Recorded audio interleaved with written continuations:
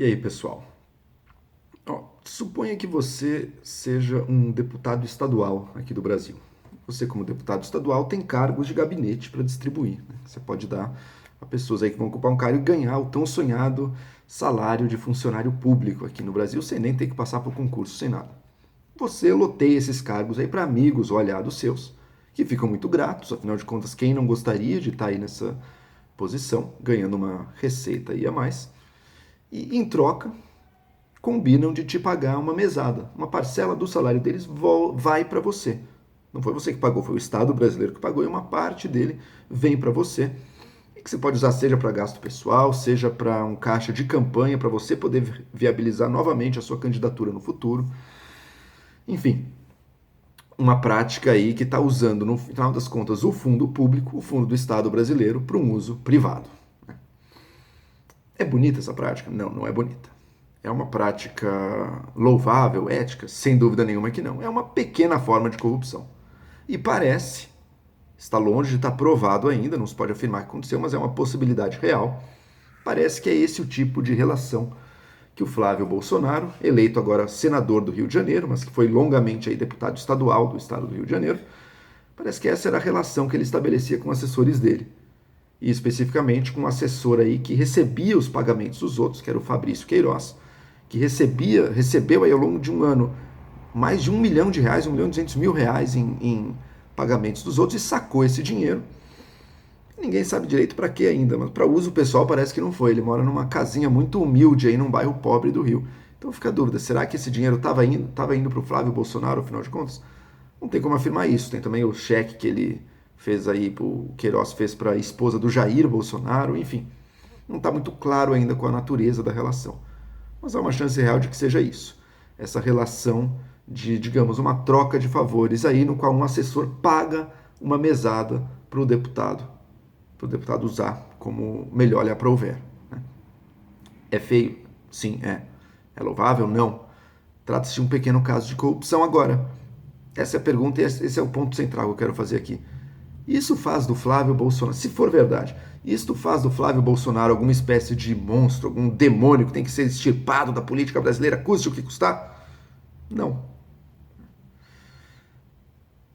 No fundo, na verdade, esse tipo de prática, se comprovar que foi isso, é algo muito comum na política brasileira.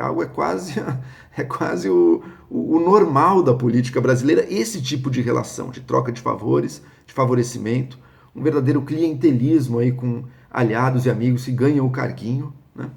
A gente lembra também da Val do Açaí, né, que o Jair Bolsonaro empregava também. Não sabemos até hoje direito qual a natureza da função que ela exercia aí para o serviço público brasileiro, mas digamos que parece se enquadrar no mesmo tipo de relação também. É um tipo de relação da política brasileira, não é só não é só da família Bolsonaro, é muito generalizado. Inclusive tem maneiras, tem tipos dessa relação que acontece até dentro da lei, por exemplo, representantes eleitos de diversos partidos que pagam o dízimo de volta para o partido. Isso aí está dentro da lei, porque não é o partido que dá o emprego para eles, né? Eles conquistam por meio do voto, então o partido não está exatamente oferecendo a coisa em troca, mas mesmo assim é um jeito de que um dinheiro do Estado brasileiro que foi para esse representante eleito acaba indo para os cofres aí dos partidos viabilizarem os seus projetos. É o jeito que a política no Brasil funciona. Pode ser questionado sim, e a gente tem que querer mudar isso sim. Mas não adianta pegar aquela pessoa que teve o azar de ser pega, de ser descoberta, pegar ela e tentar demonizá-la, extirpá-la totalmente da vida pública. Vocês sabem perfeitamente que eu tenho 1 milhão de críticas não só ao Jair Bolsonaro, mas ao papel que a família Bolsonaro tem tido na política brasileira. Acho que realmente trazem valores, ideias, competência, tudo potenciais muito desastrosos para o Brasil. Não só coisas ruins, até que tem coisas boas também que eu também menciono, mas acho que trazem muitos perigos para o Brasil em várias frentes. Tá? Mas esse, sinceramente, eu não considero que seja o motivo para se fazer um grande escândalo. Tá? No fundo, é o modo de funcionamento da política brasileira. Né? Não só isso, também o Caixa 2, o Jair Bolsonaro já tem no ministério dele pessoas como o Nix Lorenzoni, que já admitiu ter recebido o Caixa 2 em campanha, já é assumido isso. Enfim, um monte de práticas que você não pode demonizar porque não é culpa de uma pessoa específica. É o jeito que a coisa funciona, é o jeito que o sistema está estruturado. Para mudar isso, a gente precisa pensar em reformas do sistema e não em condenar, em perseguir indivíduos que acabam, por azar, calhando de serem pegos, porque poderiam ser outros também. Tá? Agora, o que esse tipo de revelação nos mostra, o que esse tipo de fato nos mostra, e deveria deixar claro, é algo que não era segredo desde antes, na verdade. Mas é o seguinte, o Jair Bolsonaro e os filhos dele, todo mundo está alinhado a ele aí no projeto dele, subiu aí, teve esse sucesso estrondoso aí nas eleições que passaram, com uma bandeira da renovação da política por meio da força. Né? Eles vão chegar com um certo tipo de violência redentora aí para acabar com toda essa palhaçada que tá aí, acabar com a velha política que é suja, que é corrupta, vamos mudar tudo, vamos chegar limpando, não sei o que, para agora impor como as coisas devem ser. Esse discurso sim é impossível, porque olha, se tem uma coisa que o Bolsonaro não é, que a família Bolsonaro não é alguma coisa de fora, alguma coisa anti a velha política brasileira. Alguma coisa que venha limpar ou ser radicalmente diferente da velha política brasileira. Muito pelo contrário. Bolsonaro, alguém que está há 30 anos no Congresso, alguém que criou uma dinastia familiar de poder no Rio de Janeiro, assim como Sarney criou no Maranhão. Isso não tem nada de antipolítico, de alguém que veio fora da política, alguém que vai limpar, fazer diferente.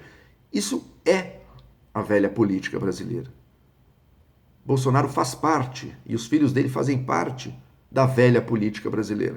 Portanto, se ficar comprovado que de fato houve esses pagamentos, não vai ser nenhuma grande surpresa também, porque isso é uma prática da velha política brasileira.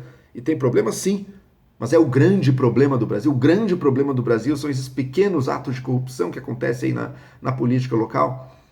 Não é. Infelizmente não é também, porque senão seria fácil, né? Chega aí com a ideia dos paladinos da justiça para limpar tudo, que o problema está resolvido. Os problemas do Brasil não passam por aí. Isso é um problema, mas não são os grandes, não é aí que moram os grandes desafios do Brasil. Tá? Ou seja, em última instância, o que esse início, não é nem o início do governo, o que esse pré-governo Bolsonaro tem indicado, tanto com casos como esse, que estão enrolando aí a família, mostrando que, olha, esse ídolo tem pés de barro, na verdade não sabia, só quem não queria, né? Só quem escolheu, quem quis ser feito de trouxa, né? Porque era óbvio, o cara tá há 30 anos ali, tem tanta declaração sobre ele, a gente conhece bem a vida política dele e dos filhos, só quem realmente quis ser feito de trouxa acreditou que era um grande paladino da ética e da justiça vindo limpar qualquer coisa, né? Mesmo nas nomeações de ministérios agora. Tá fazendo tudo diferente? Não, tá dando poder para os aliados dele, para grupos aliados que bancaram, que ajudaram ele a ser eleito, bancada evangélica, ideólogo de extrema direita, militares, baixo clero aí dessa política mais fisiológica. É isso que tá e vai dominar o Brasil. Bancada da bala também pode ter certeza que vai chegar forte aí, tá dando poder para isso, não tá fazendo nada não tem nenhuma grande renovação ética em jogo. Até tem algumas nomeações boas, eu vou falar disso em outro vídeo, mas não tem nada de muito, não tem sido um espetáculo particularmente edificante ou mais virtuoso do que qualquer outra nomeação de ministério que a gente viu aí.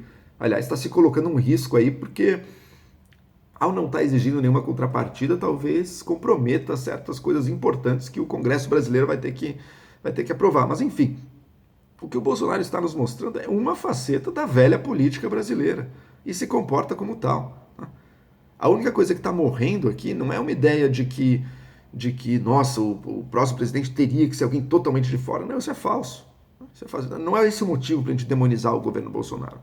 É sim para a gente ver como a narrativa que o levou ao poder, inclusive uma narrativa que tratava da forma mais absolutista e hipócrita, portanto, possível os outros candidatos. Então era o PT, não, o PT é anticorrupção, é tudo corrupto, quem pensa em votar no PT tá do lado da velha política corrupta. Votar no Alckmin, mesma coisa, escândalo da merenda, não sei o quê. Votar na Marina, também, ela foi do PT, portanto ela também faz parte da coisa. Essa era a retórica.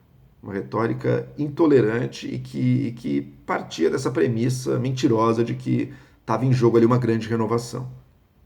Agora essa retórica está impossível de ser mantida, né? Porque se a gente fosse acreditar nisso, a gente ia estar pedindo a cabeça dos próprios Bolsonaros aí, né?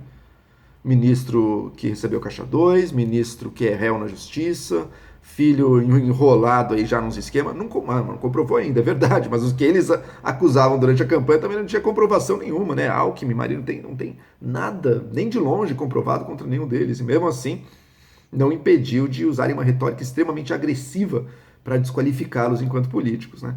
Então, enfim, é a política como sempre foi no Brasil. Não elegemos um paladino da ética e da renovação que vai com sua força fazer tudo diferente. Elegemos alguém que é parte do sistema, mas que traz valores de uma extrema direita, que também sempre esteve acomodadinha ali antes nos subsolos do sistema e que agora vem para assumir o poder e dar o poder aos seus grupos aliados. Espero que tenha sido essa a intenção de quem votou no Bolsonaro, porque se fosse renovar tudo e fazer tudo diferente, o Bolsonaro sempre fez e continuará fazendo tudo como sempre foi feito na política nacional. E não sei se você gosta disso ou não, mas o resultado da eleição está aí, então é melhor já ir se acostumando.